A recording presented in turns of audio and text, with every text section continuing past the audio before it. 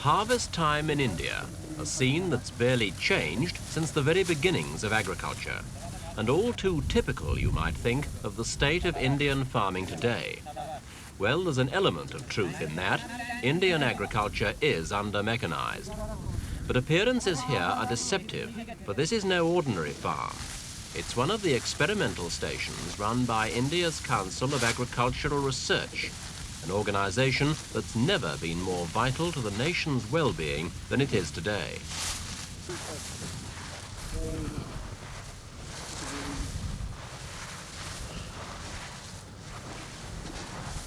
Politically, India's been in turmoil since last June, when the Prime Minister, Mrs. Gandhi, declared a state of emergency and proceeded to tighten her grip on the country in a way that brought howls of protest from her opponents.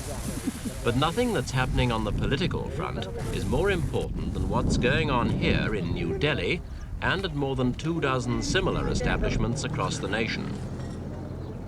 Scientists like these bear a heavy responsibility because it's their skill and knowledge which will decide whether India, 1/7 of the world's population, gets enough to eat.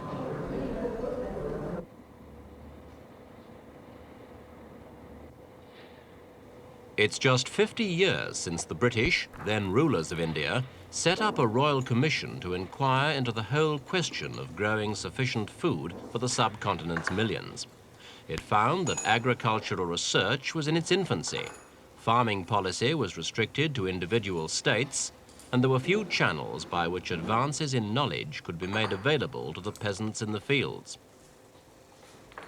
Half a century later, all that has changed. Centralized planning came in with independence in 1947, and Indian scientists are now in the forefront of agricultural research, continually generating new knowledge and techniques for the nation's farmers.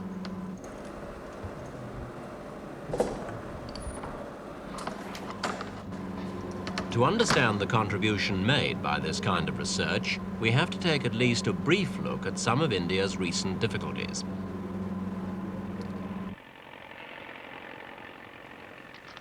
A perennial problem, drought. This was the one that struck central and northwestern India 3 years ago, scorching pasture land and shriveling cattle to skeletons. It was the worst monsoon failure in 10 years. 200 million people were affected, and relief measures cost the government 4,000 million rupees.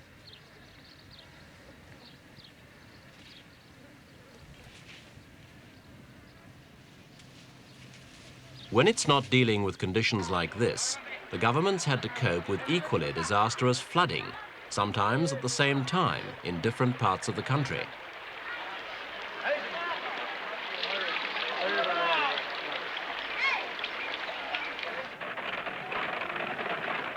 The timing of the drought was fateful, for it struck just as India was achieving virtual self-sufficiency in food grains. Confident officials had stopped emergency grain imports at the beginning of 1972, and by June that year, government stocks stood at 88 million tons. 2 years later, the reserves had gone, and India was once again in desperate need of imported grain. The drought was only one reason. There was another one which had nothing to do with the weather. Bangla Desh struggled for 9 months to break away from Pakistan, and it succeeded only after the Indian army had intervened on its behalf. As the fighting built up to its climax, 10 million refugees streamed across the border into India. Some were able to look after themselves, but nearly 1 million of them had to be cared for in special camps and fed for a whole year, from 1971 through to 1972. On top of this, nearly 1 million tons of India's grain were supplied to the newly independent nation. Taken with the cost of the war, it was a heavy burden for India, but worse was to follow.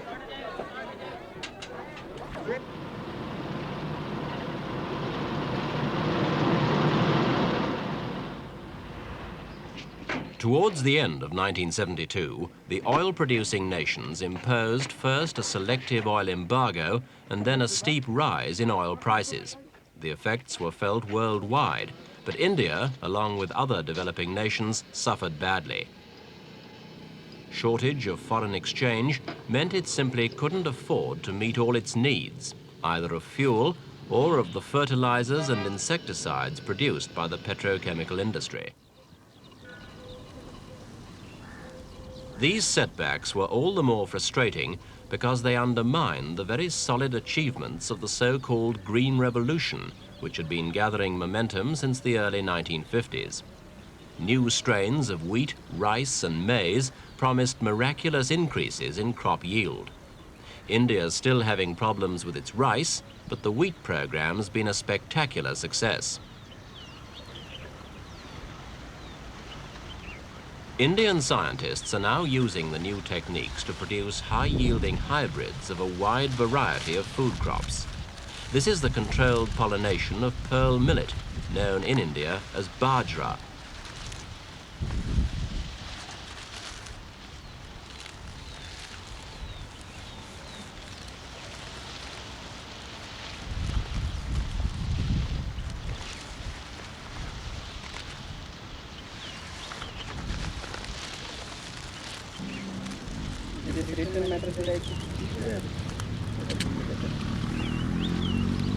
It's this scientific approach to agriculture that has prevented India's food program from simply collapsing under the pressures of the last few years.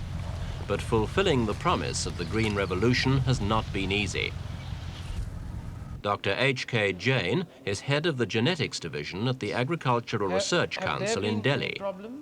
Well, yes, there have been problems. You see, when we succeeded so well with our wheat program, an impression went round that all that you needed to bring about a major agricultural transformation was to have a high-yielding variety. Now, this continues to be true to a very large extent, that high-yielding varieties are very important for any kind of agricultural advance. But one important lesson which you learnt is that variety alone will not deliver the goods. It must be integrated into a package of improved agricultural practices. For example, fertilizer application, water management, soil management, pest control, disease control, some level of mechanization, marketing, credit. All these things are almost as important as the supply of improved seed. And we found that in a crop like rice, which is grown during the monsoon months, when there is humidity, there is cloudiness, the disease builds up, the pests find the season very favorable. All these other factors of an integrated production technology I was just talking about, they become just as important as the seed itself. So I imagine that in our future production program, we will be getting rid of this notion that all that you need for a major agricultural transformation is some kind of a miracle seed. Mind you, I still emphasize that seed is extremely important. It has the central role, but around this seed you must bring in a large number of other production factors if you want to achieve a major production advance. What are More pearl millet, just one of the family of millets known as the poor man's food grains, mainly because they survive in poor, dry soil. The aim here is to keep that hardiness but increase the yield, which at present is low.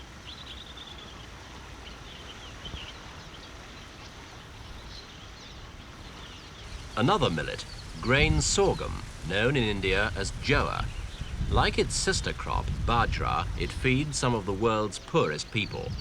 In India, it's grown on nearly 45 million acres, but average yield is little more than 400 pounds per acre. But a program of sorghum improvement, launched in India in 1961, has pushed the yield of some varieties to 6 and even 12 times that figure.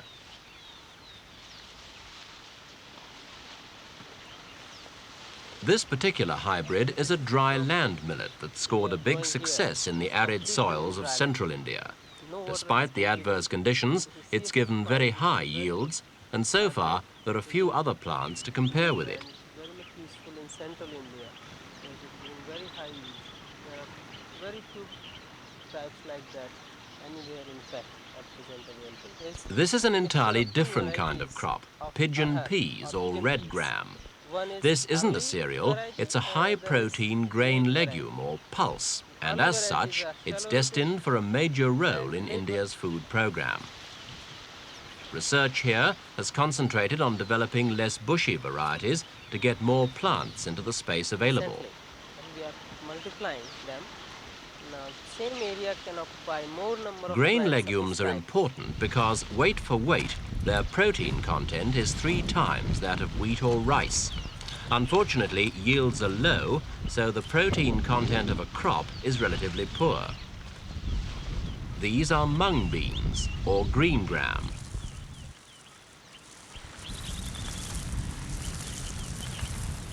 Progress has already been made on increasing the yield, but that's only half the problem.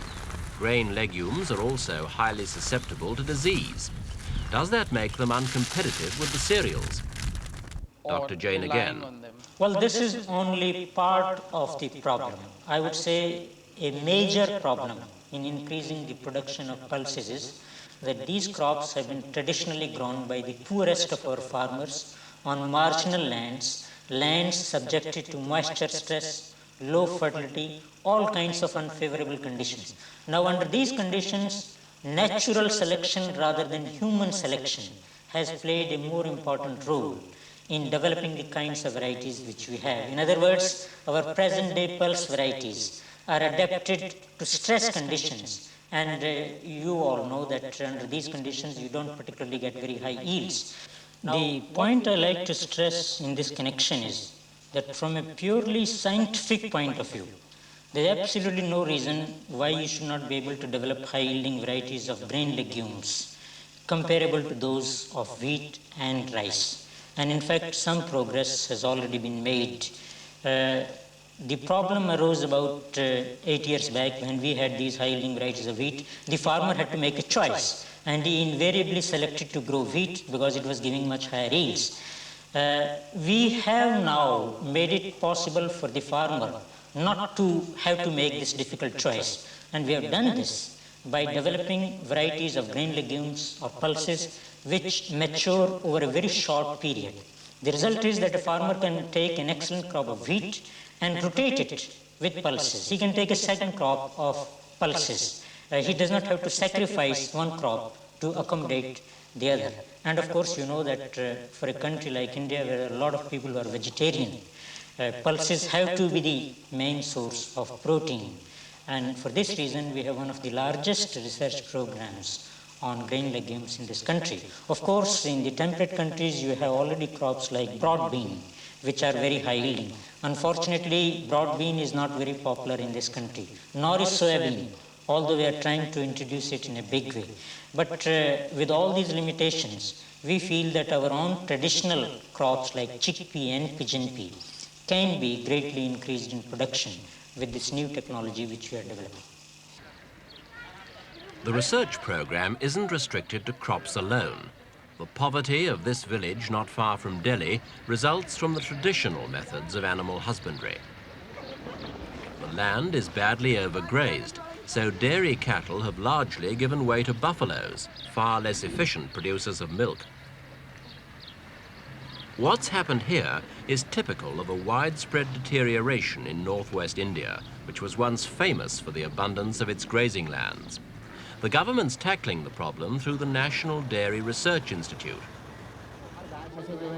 At demonstrations like this, local farmers get expert advice on how to select and keep the most productive kinds of dairy cattle.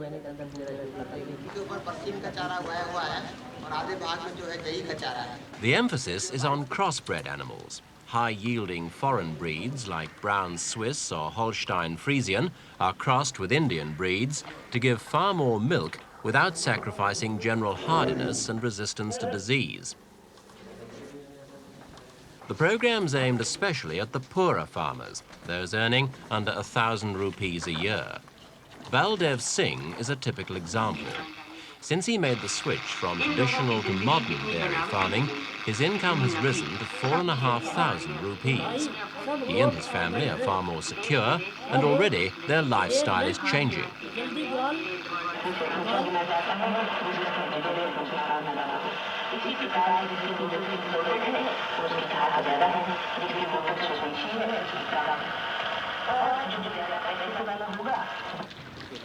Another aspect of agricultural development has been in making better use of the scanty water resources that are available. The Water Technology Centre of the Indian Agricultural Research Institute has carried out research into water distribution and has found that less than half the irrigating water actually reaches the land it's intended for. The centre's director is Dr. Michael, seen here discussing the laying of water pipes. But it's not just a question of distributing the water. Supplies have got to be available at just the right moment so that plants make the best possible use of it.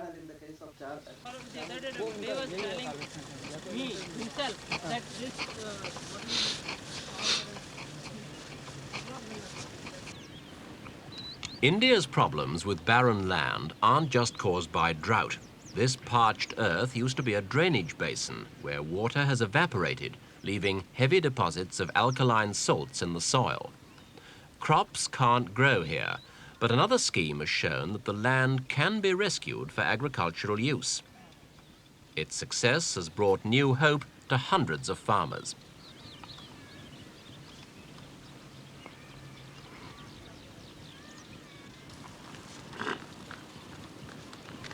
One man who's done well out of the scheme is Chani Ram. He lives in the Karnal area of Haryana state, and he's clearly well pleased with the help he's received from the government's soil reclamation experts.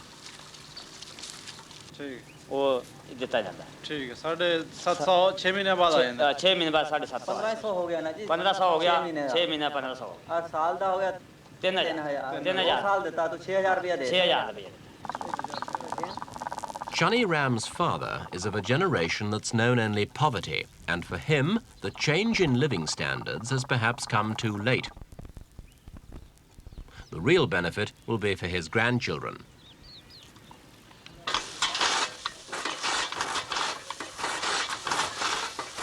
Better crops have given Chani Ram more nutritious feed for his livestock. With his first crop just harvested, he can give green fodder to his 2 buffaloes. This gives him enough milk for his family and a surplus for sale, bringing extra income into his home. A few years ago, he was just a landless labourer. Now he's well on the way to a better standard of living. The process began with land like this. Chani Ram bought 6 acres from the government 3 years ago, but it was barren, full of alkaline salts. The Salinity Research Institute has provided the answer.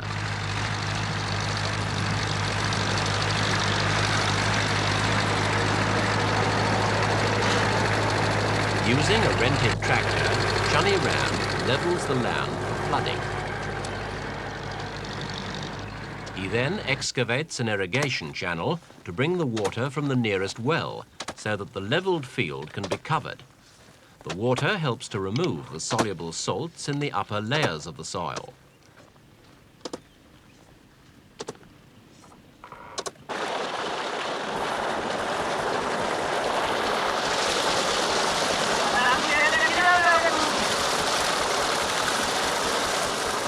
The importance of the levelling process is quickly apparent. Though Chani Ram has used a tractor, some parts of even this relatively small plot still stand higher, and yet it must all be covered for the washing process to be fully effective. To complete the job, Chani Ram uses a simple tool to ensure that everything's underwater.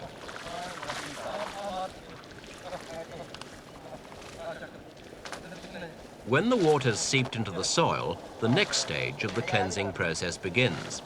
Soil samples are taken from the field from up to 1.5 feet below the surface. About a pound of soil is removed from each 1 acre field. The samples are put into bags and carefully labelled with both the location of the field and the depth of the sample. It's then sent off to the laboratory where it's scientifically tested for its salt content.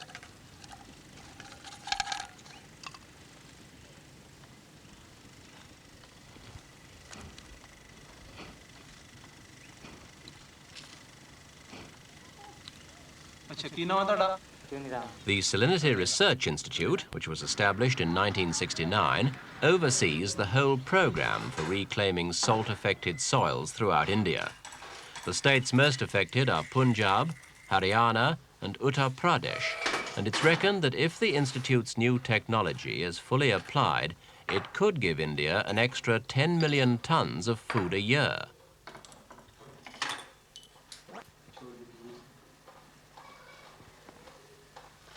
This machine enables the Institute's scientists to determine the amount of soluble salts present in the sample, so that the necessary application of a counteracting chemical can be worked out. Another test is on what's known as a pH meter, which checks on relative acidity or alkalinity.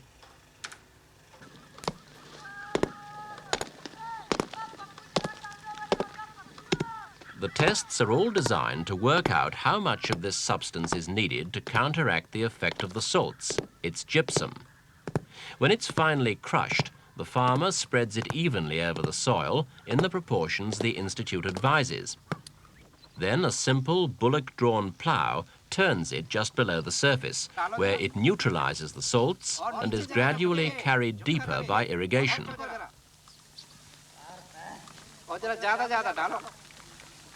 The process, of course, requires money as well as scientific expertise. But in Haryana, Chani Ram can go to the Land Reclamation and Development Board for help, and farmers elsewhere can borrow from government-owned land banks.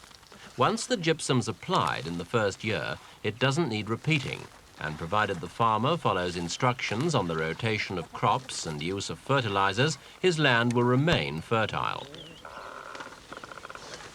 Schemes like this have helped some farmers, but can they really provide India with the extra food it needs? We asked Dr. Jain what he thought about the state of Indian agriculture today. At the moment? Well, I would say that it could not have been better. As you know, we had a decline in agricultural production during the last 2 crop seasons. But because of the combination of a number of favorable factors, we are expecting a record crop, the present harvest I mean. The harvest has just been completed, and I expect for the first time in our history, we may be touching the mark of about 70 million tons. In rice itself, we expect about 45 million tons. The maximum we have ever produced before is 42 million tons. So all in all, the state of Indian agriculture at the moment appears to be very good.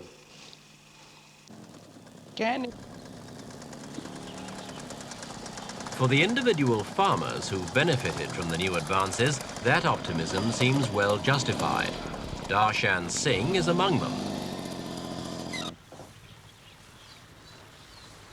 Once he owned 34 acres of useless alkaline land. Now, with the soil's chemistry corrected, he watches with pride the harvesting of his first crop.